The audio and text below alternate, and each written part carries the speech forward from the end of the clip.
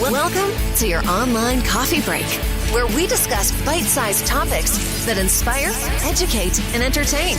Here's your host, a software innovator, award-winning marketer, and astronomy and space buff, Chuck Fields.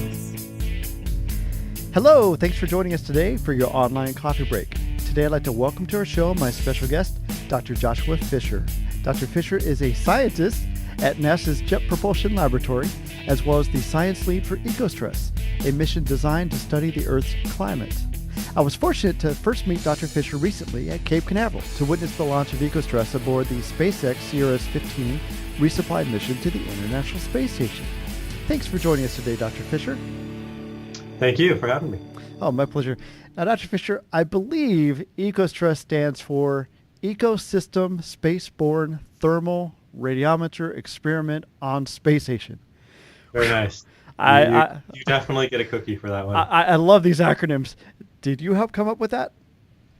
Yeah. So things that we're really good at NASA are coming up with really convoluted acronyms and cool visuals. So yeah. That's excellent. One part of it. Well, I love it. Now, in a nutshell, I believe the mission is designed to measure the temperature of plants to better understand how much water plants need and how they respond to stress. Can you tell us a little bit more about that? Yeah, exactly. So, the instrument itself it was just launched to the International Space Station, of which you saw. Great launch. It was a really amazing launch. Yes, it was. It's attached to the outside of the space station, looks back at Earth, and it's a thermal radiometer, which means that it measures the temperature of the surface of the Earth. And so you can use that to look at fire, hot things or volcanoes. What we're particularly focused on in this mission is the temperature of plants. And so because the instrument is so good and so accurate and precise, we can get little subtle differences between plants in terms of the temperature, which is related to how much water they have. And so if they have enough water, they're cycling water through their leaves, and the water cools themselves down. If they don't have enough water, then the plants will heat up. Very much the same way sweat cools us down.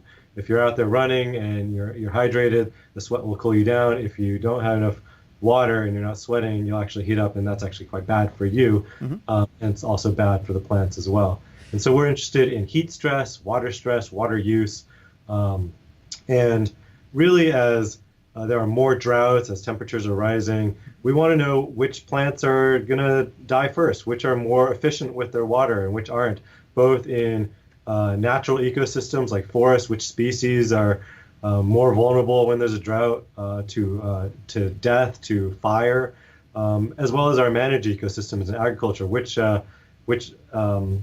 crops use more water than others, or even within a type of crop, which variety of crop. Like, let's say you're farming lettuce and you've got 11 different varieties of lettuce to choose from, and you want to know, which one uses more or less water because you're trying to balance your budget and conserve water, or maybe there's not as much water to go around. And so you also want to know within a crop which crop variety uses water and how much. So we've got a lot of different interesting uses when it comes to plants and water related to ECOSTRESS. See, I think that's fantastic. Now, I love the analogy I believe you used is you said, we know that doctors learn a lot about their patients' health by taking their temperature.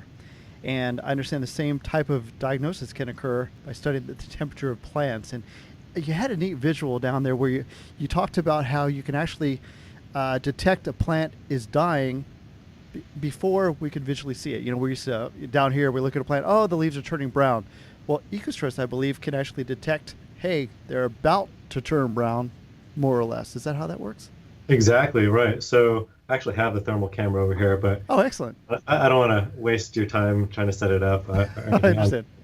But yeah, so if you imagine two plants side by side, and they're the same plant, and you water one and not the other, they still look the same for a while until the one without water starts to wilt and drop its leaves and die.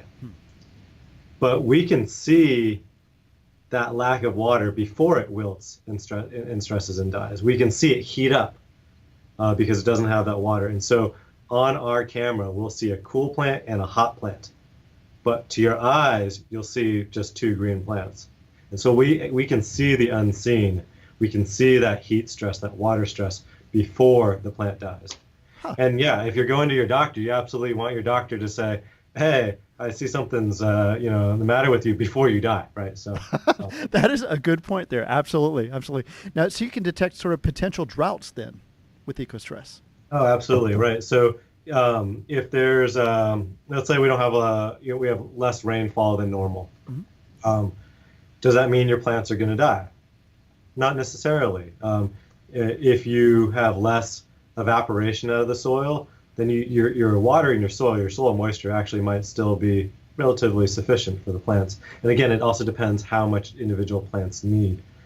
So we can actually detect the drought stress on plants, which is different than just a rainfall, a decline in rainfall or rainfall anomaly. We can actually see the rainfall relative to the atmospheric pool of water away from the landscape.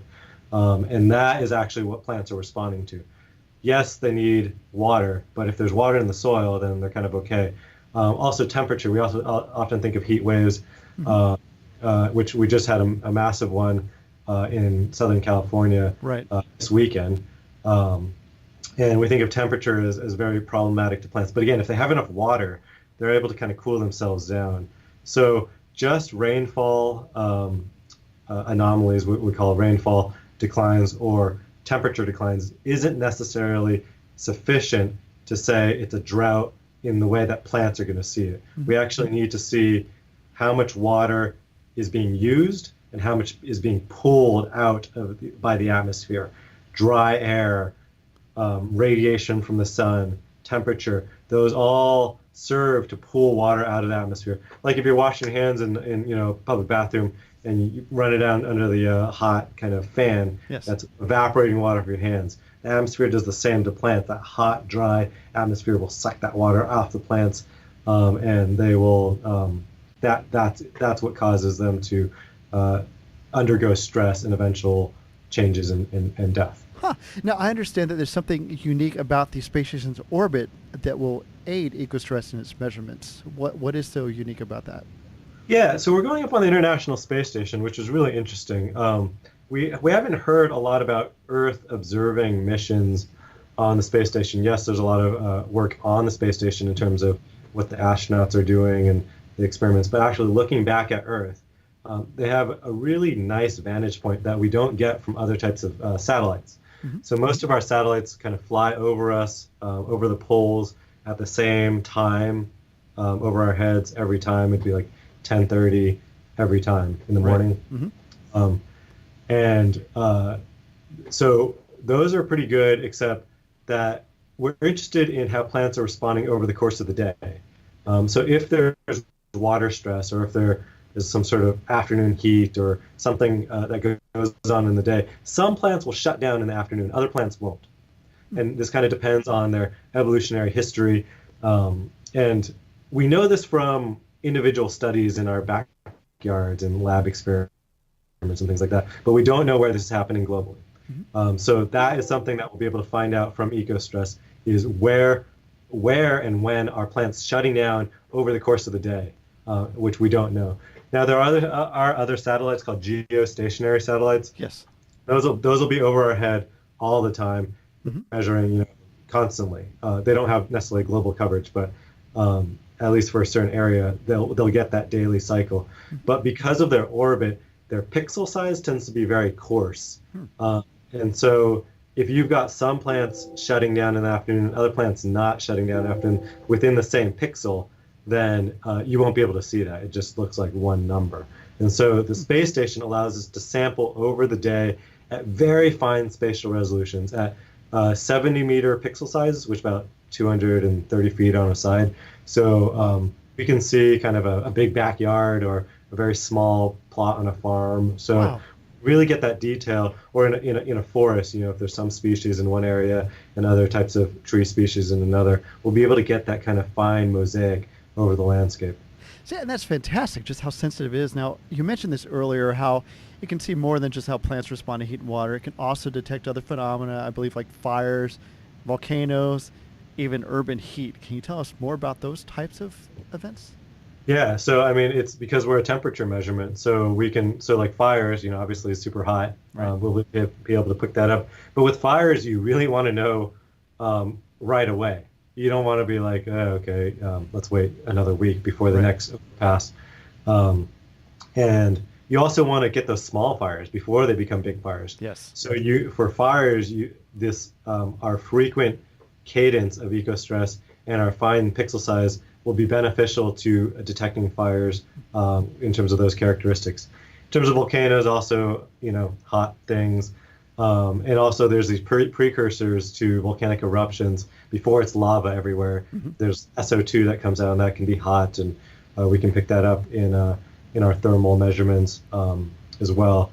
And then for urban heat, same thing. As our buildings absorb that heat and get hot, that black asphalt that just is scorching in the day, right. But then you walk over at night and it's still kind of re-rating that heat that it absorbed in the daytime. We can pick that up because we'll be flying over at night as well. So we'll be able to pick up those nighttime measurements.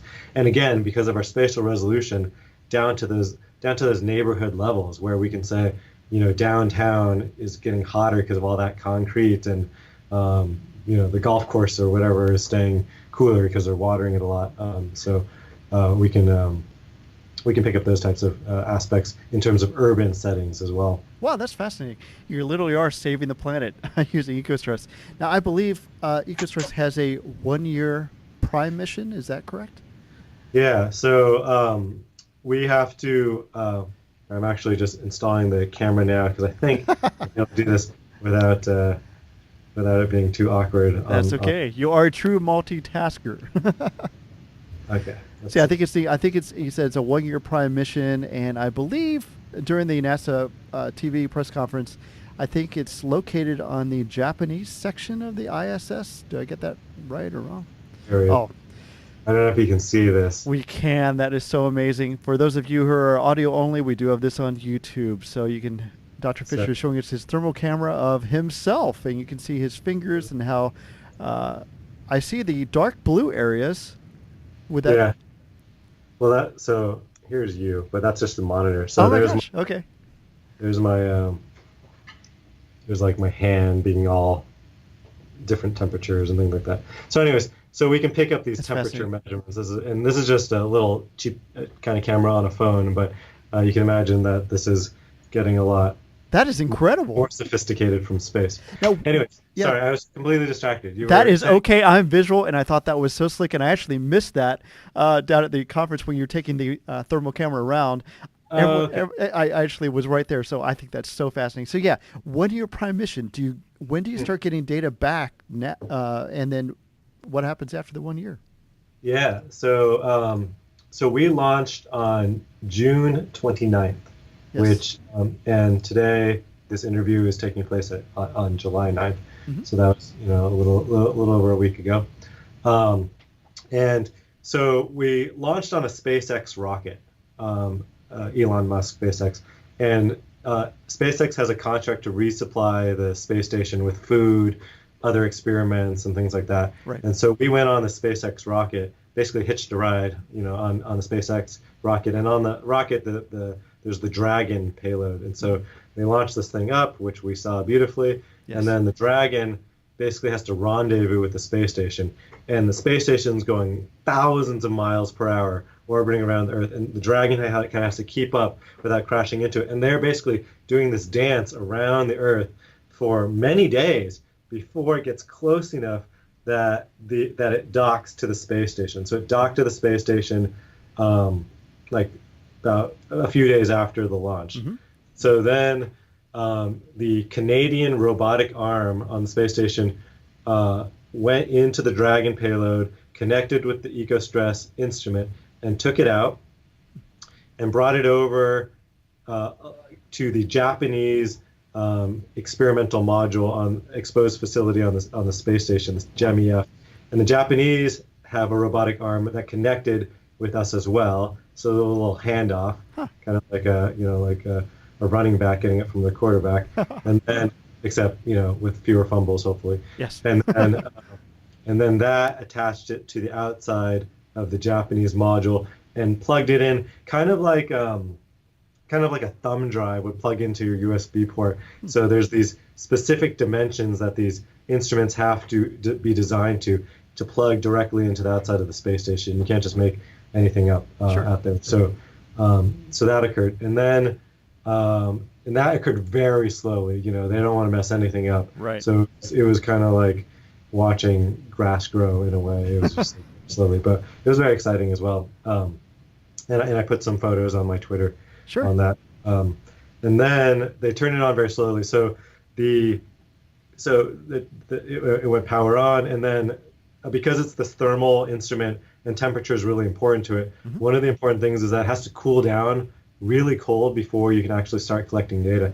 So it has to cool down to like 60 or 65 Kelvin, which is like, it's just very, very cold. Yes. But that takes a while because we were kind of hot already. And so basically we're cycling heat out in this cooler thermal loop around the space station, just getting rid of heat and cooling down. And then once that happens, we start collecting it. So I think sometime this week or next week, we'll have something to show. So stay tuned. That's exciting. That's exciting. And then the primary is just 1 year long. So yeah. Our original contract with NASA is to be able to answer our scientific objectives in 1 year. And so that is to figure out which plants are more efficient with their water. That's objective 1, the water use efficiency. We want to be able to look at that afternoon shutdown, the daily cycle, what we call the diurnal cycle, all over the world. That's objective number 2. And we want to see if we can improve drought estimation in agricultural settings. Wow. And that's working with our partners from the U.S. Department of Agriculture, and that's objective number 3. And so we have to achieve that in 1 year. But if we're able to achieve that, the instrument's still working fine, then then we renegotiate our contract with NASA to stay on longer. So wow, that's fantastic! I can't wait to hear how that goes. Yeah, so hopefully we can just stay on as long as the thing's working, and hopefully it works a long time. So wow. Now let's geek out for a second. When I met you at Kennedy Space Center, you briefly mentioned the programming involved in EcoStress. Now, I'm a programmer. Several of our listeners are too. Can you elaborate a little bit? Tell us a little bit more about the programming. Yeah, I mean, so there's a lot of engineering, as you can imagine, to build this thing, but there's also a lot of software that's required, not only to command the instrument and deal with the data downlinks, but also to translate the light measurements into plant water use and temperature and drought. And so that's the side I work on more on the science side, and as the science lead of EcoStress, is to be able to translate those measurements into meaningful data that scientists can use to understand the planet. And so usually what happens is that the scientists are not really well trained in computer programming. We code because it's a means to get something done, but we're not elegant programmers, and we usually code in it depends on your generation. So my generation was like a MATLAB generation, so we did a lot in MATLAB. A lot of people do stuff in IDL, although now the younger generation is doing a lot more in Python. And so I had a lot of code that I had written in MATLAB. It was very clunky, not very optimized or efficient. And then we translated that into Python, which is a little bit more efficient, faster. You can do more with it. And that was just to run a lot of these test cases using simulated data, make sure everything's working well. But then into the actual mission operations on our servers, that gets translated into C++, a compiled language, to be able to run things, faster, more efficiently. Because now we're processing a tremendous amount of data. I bet. And every day, right? It's not just, I'm a scientist, I want to go in and analyze a year of data, for this one area. Now we got to do everything fast and efficiently. So that code goes into larger software architectures that link up with the operational aspects in terms of cron job type things and getting ancillary data sets, and as well as carrying metadata and quality flags through, and tracking any version changes in our code, and eventually getting it out to the public in in a way that's traceable if we've done anything along the way, or if there were any bugs or anything that we found out about that we cleaned up, just so the users know what to expect in their data. So that's kind of a top level view of the coding without getting into much detail, but it's thousands upon thousands of lines of code. Oh, I'm sure it is. Well, I find that fascinating, and I appreciate you sharing that with me. Now, what else do you think the general public should know about EcoStress in our environment? So it, oh gosh, there's a ton to talk about EcoStress. I mean, let me see. Let's see. So we've got some fact sheets. We've got a website for one, in which you can get all sorts of cool images and videos and fact sheets and things like that. But I think that website is ecostress.jpl.nasa.gov. Is that correct? That's right. Okay. Yeah. Excellent. Well, I'll definitely put that in the show notes for our listeners so they can go there and. Yeah, I mean we're really excited about it. We're also able to do this relatively cheaply relative to other NASA missions, but in part is because we had already been developing the instrument at JPL, at the Jet Propulsion Laboratory, in anticipation of doing one of these missions. So we had a lot built already. But it was also one of the fastest missions to get up to space. We were selected by NASA headquarters in, I think, 2014, and it's 2018 now. So to get up to space in 4 years is kind of unheard of. Really? With NASA missions. Usually it takes like a decade to space. And we were able to do it pretty cheaply, but also because a lot of things were already paid for, like the SpaceX rocket cargo resupply, we didn't have to pay for on the mission side. That was already paid for on the space station side. And of course, we didn't have to pay for the space station. That was already built. Sure. So there were things that made our mission costs on EcoStress a lot cheaper than if we had to pay for our own ride to space, pay for a satellite to be built. So we were able to leverage things that were already in place, which is, I think, what the American public and Congress is looking for in terms of being able to be more efficient with our resources and leverage the investment that we've made as Americans into our assets, and to feed back to society and to be able to help us manage our food and water and natural ecosystems, and then continue to understand our planet and advance technology and have extended uses in terms of other applications. I know that you have a lot of listeners in Indiana because you're based out of Indiana, and I do a lot of work in Indiana as well, even though I'm based in California. Oh, really? I have a project in Bloomington with some collaborators out there, so I get out to Bloomington now and then. Excellent. And I love it. I absolutely look forward to just being immersed in the ecosystems of Indiana.